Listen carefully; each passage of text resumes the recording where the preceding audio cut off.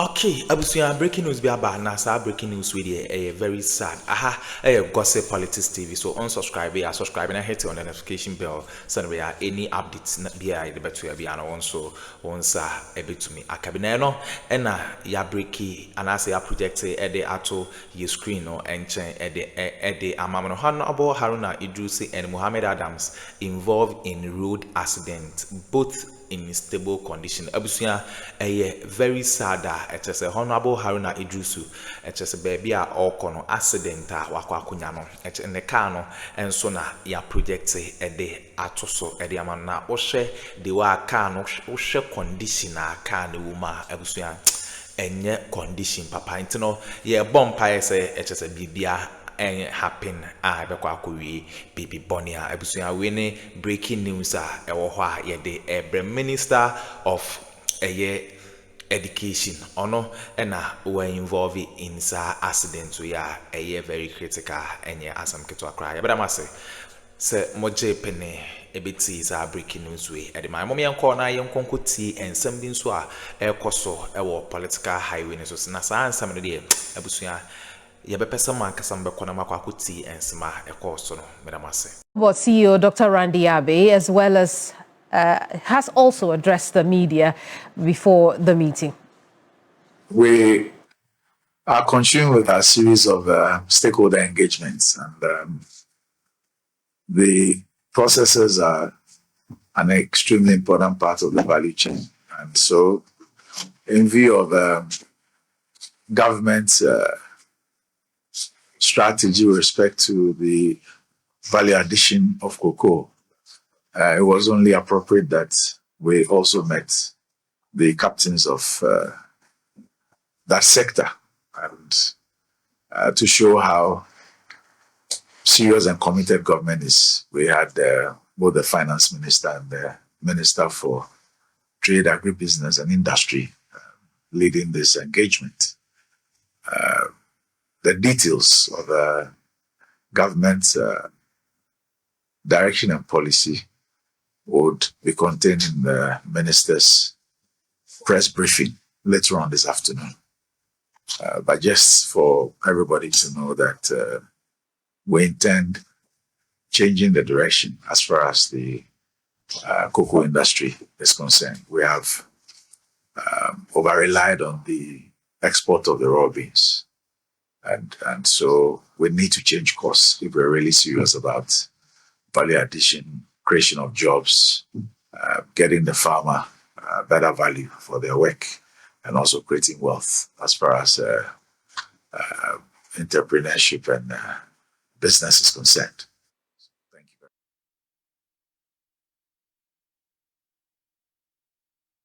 Well, we know that with all of these conversations, the expectation is that major reforms are expected. And you heard Dr. Randy Abe, who is the CEO of Cocoa Board as well, allude to that. But where are we currently, and why the conversations about a major reform in terms of direction as well for the country's cocoa sector? Let's try and walk you through that this afternoon. And we're starting off with the modules which have existed, right?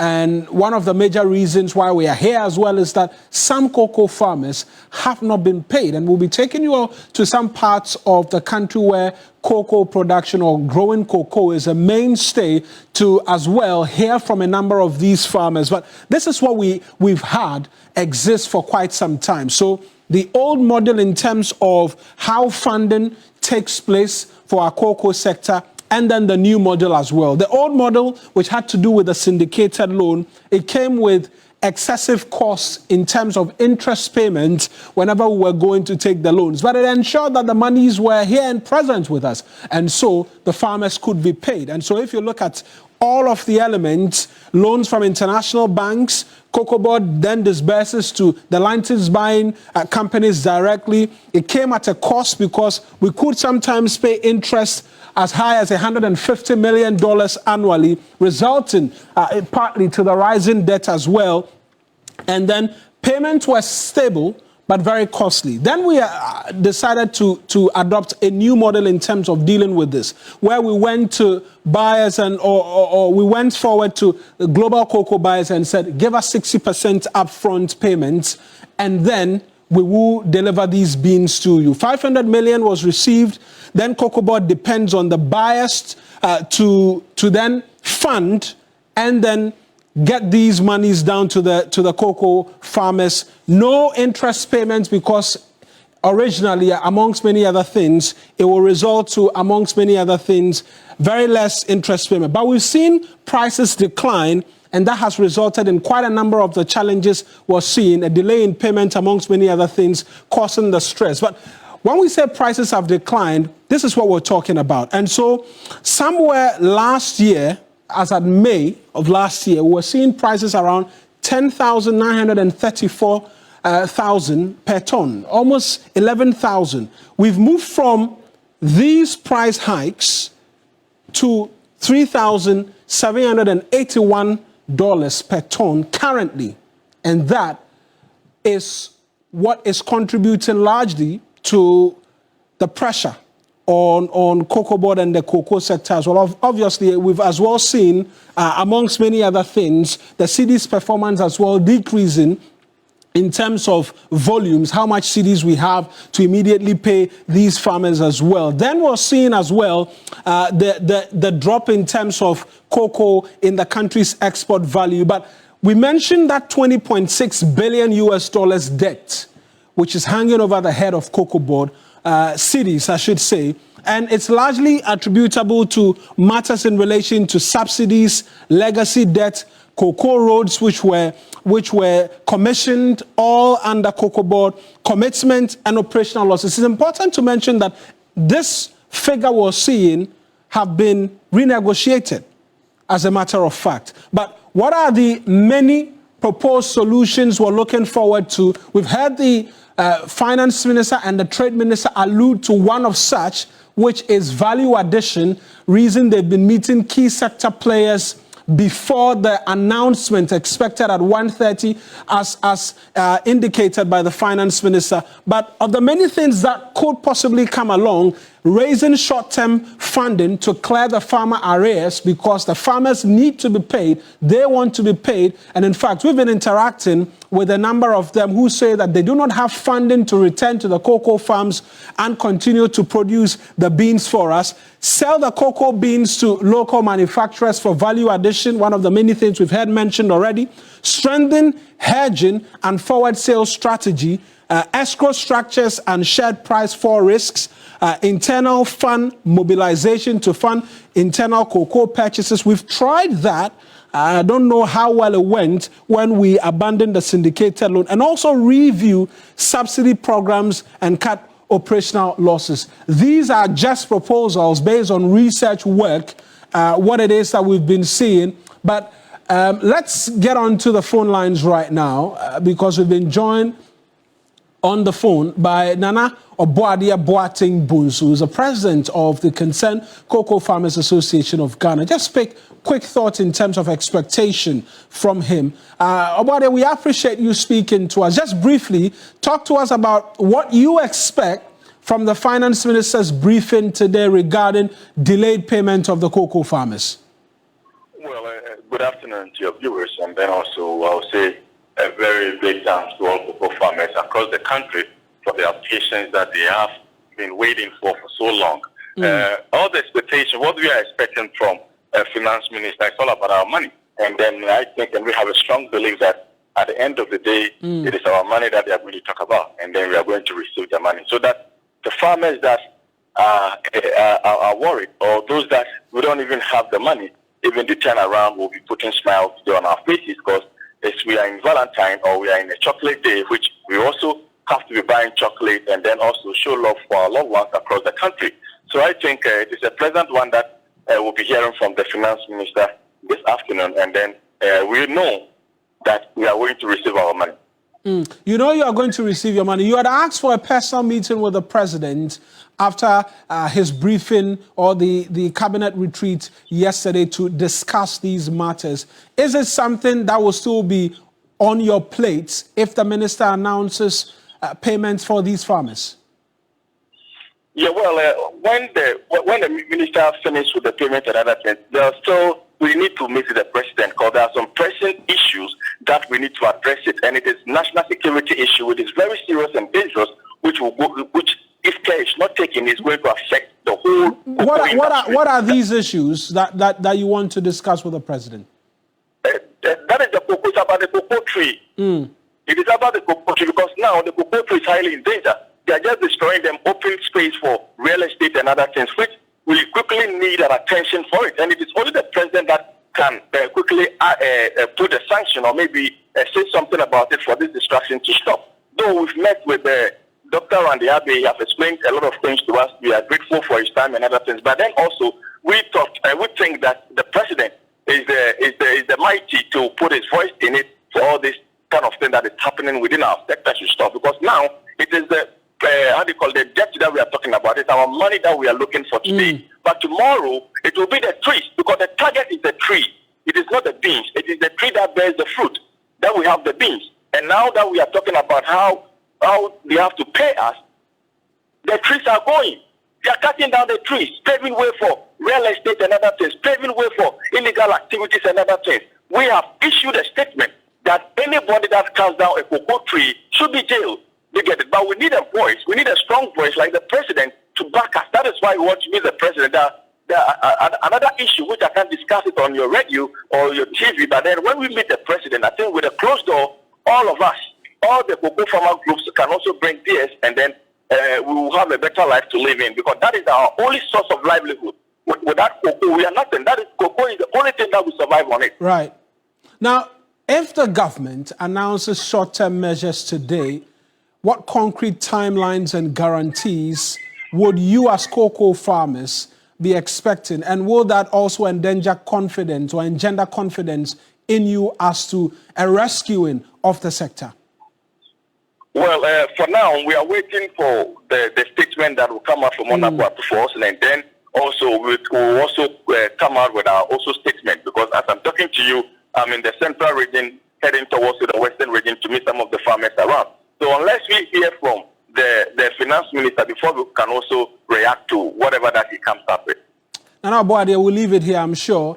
The minister's briefing is just, some hour or so away, an hour and 15 minutes away, and then we'll get the details from the finance minister. But I appreciate you speaking to us this afternoon as we continue in the way of expectations ahead of the finance minister's address. We've heard from the cocoa farmers. We'll take you as well to parts of the country and engage not leadership of the cocoa farmers, but some of the cocoa farmers themselves, because our colleagues have been moving in and around different parts of cocoa growing areas. Kamini, you have that for us? Absolutely. We'll take you straight to Achimoda in the eastern region, where some cocoa farmers are losing their lands to illegal mining, while limited access to farm inputs and the absence of reimbursement funds continue to worsen their plight. For many of these farmers, survival has become a difficulty since they have to spend many hours protecting their farmlands from galamseyers.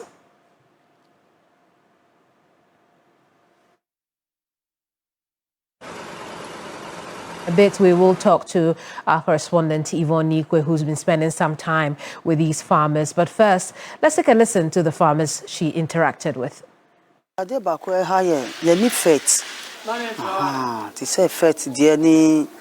Sanya market kiti no yere mic ya for ha de yenye bi ti say boot or si kind no ye sanya ma no ye timi nye bi wa ha cause cocoa there I suppose do be 80 years na ka wa go fet na ka no so timi aboa ye de bia ye mapa wa na use wan ko toto eduro rough cocoa so timi nya ti say na ope asase bi o ho re be ye cocoa na gara for abetu ti say obi amama sase na asen Be 20 acres. Me ohoa galanity. Ema betu assassino. Abeno cram na ka sopo media kokra manti me anua. Galani de hajun. Hajun. About me boy next stop usade ni crack ye. Met me ask me bo say because East region how pe baby akoko opa e wo East region Akroma ha. Akroma ye kwani nye. Ti say duro ni gu koko so sister wa ko ye galakasa. What you mean? Because cocoa there is your time reality. A bassa ye kasa ye kwa bima ye na sa ye cocoa gala no ye koye gala ho adwuma sana be nye ska ne rebeto aduro fagu koko so aban moaye e waduro mu emu moaye ye kasa na ebre ya ko gala ye nye ska beto aduro fagu koko so. Yvonne has joined us now. Yvonne, tell us exactly what that farmer said in that video clip. The farmer said that they were having challenges with accessing inputs and then fertilizers as well. And as much as these cocoa farming business has been given to them from generations, unfortunately, they seem to be struggling in the sector. Again, accessibility to land is an issue. Many of them do not own land. The land can lease to them. Unfortunately, the landowners, by day, give the land out to miners to do mining illegally or responsible mining. And so they do not have quite enough land to even have the cocoa going on. So briefly, this has been a conversation when I engage here. I see. How widespread are these concerns? How does it resonate with other farmers, Yvonne? This resonates with cocoa farmers largely in mining areas. We're talking about Bolga, Kede, Akroma, and all of those areas that are affected by illegal mining. All of these farmers in those particular areas are having these challenges. When it comes down south of the region, it is not an issue of illegal mining, but sand gleaning, inputs, and of course, access to land as well. So in as much as on the last year, it's about issues of input and fertilizer. Between these entities, it's either sand gleaning or illegal mining. As we speak, in as much as they are not being reimbursed of the cocoa they are given to the marketing clerks, many of them are gradually losing hope because of finding that the agents still in the business not attractive enough for the youth, because they believe that if we're going to spend quite much in investing into cocoa farming and not being able to get a return on investment, then probably they may have to choose the very easy but not quite a good area, which is the illegal mining area. Yvonne, in terms of government interventions at this time, with the backdrop of the financial crisis faced by the cocoa sector, what are the farmers' take on it? So the farmers have been engaging since yesterday. They're just hanging on the hope from government officials that the promises that they're giving will come to play. Otherwise, we might lose quite a number of these farmers in the business as well. Because like I said, we're still having the agent farmers, the alternative production is not happening. Many are also not involving themselves in mixed cropping to ensure that probably if even the cocoa go on a lean season, they could have an alternative crop to lean on. And so these are very issues that they are hoping that government resolve them probably in the interim or long term to ensure that they do still stay in the cocoa business. We cannot do away with cocoa because it's one of our critical crops in this country. Yvonne Ikwe, Eastern Region Correspondent, thank you very much for the report. We'll now take you to the Ashanti region, where Ibrahim Abubakar has visited with some cocoa farmers as well. Ibrahim.